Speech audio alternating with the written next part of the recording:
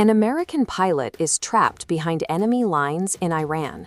While the White House describes a heroic rescue, the debris left in the desert suggests this mission ended in a massive, expensive failure. On April 3rd, an F-15E Strike Eagle was flying a night mission over southwestern Iran.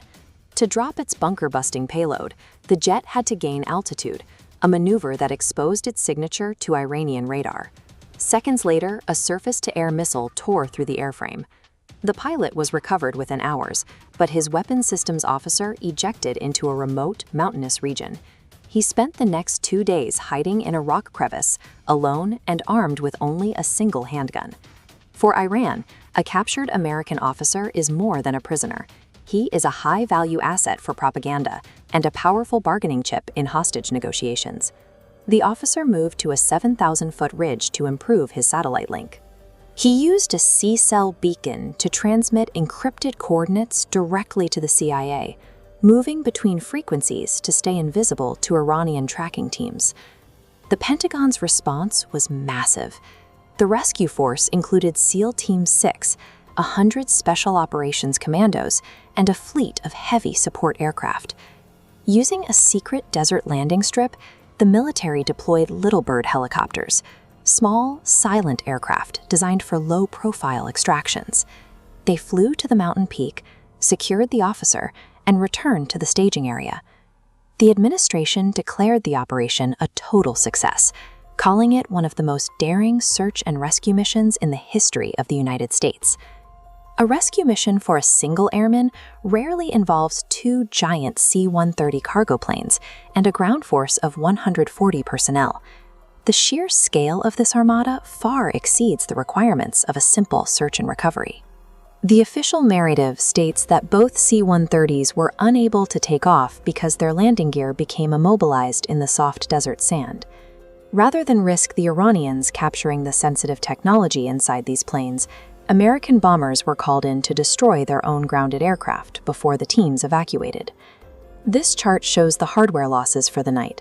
The F-15, the cargo planes, the support helicopters, and the drones bring the total cost to over $400 million. The hardware itself tells the story. These specific MC-130J models are built for the clandestine insertion of special forces into unpaved hostile terrain, not for recovering a single pilot on a mountain ridge. Iranian officials present a different version of events, claiming they actively shot down the American drones and forced the evacuation of a botched operation. This is Natanz, Iran's primary uranium enrichment facility. The rescue happened a short flight away. This proximity suggests the X-15 provided top cover for a ground raid to seize enriched material. The commando force and heavy planes match the requirements for extracting heavy uranium containers. When the F-15 was shot down, the secret ground operation was exposed. The rescue mission began as a desperate attempt to evacuate the commandos before they were cut off by Iranian reinforcements. A cover story was essential. Publicly admitting to an unprovoked raid on an Iranian nuclear facility would be considered an act of war, triggering a conflict the administration wasn't prepared to explain. Regardless of the mission's original intent, $400 million of top-tier American technology ended the night as scrap metal in the Iranian desert. The loss of the F-15 confirms that Iran's new air defense systems can effectively intercept advanced American jets. This development removes the ability for Western air forces to operate at low altitudes with total impunity, forcing a change in how missions are planned across the region.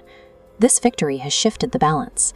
Iran is taking a more aggressive stance, refusing to negotiate and threatening the Strait of Hormuz. If the situation escalates, Iran could block both the Strait of Hormuz and the Bab el-Mandeb, effectively halting the world's energy shipments. The $400 million loss represents more than just destroyed aircraft.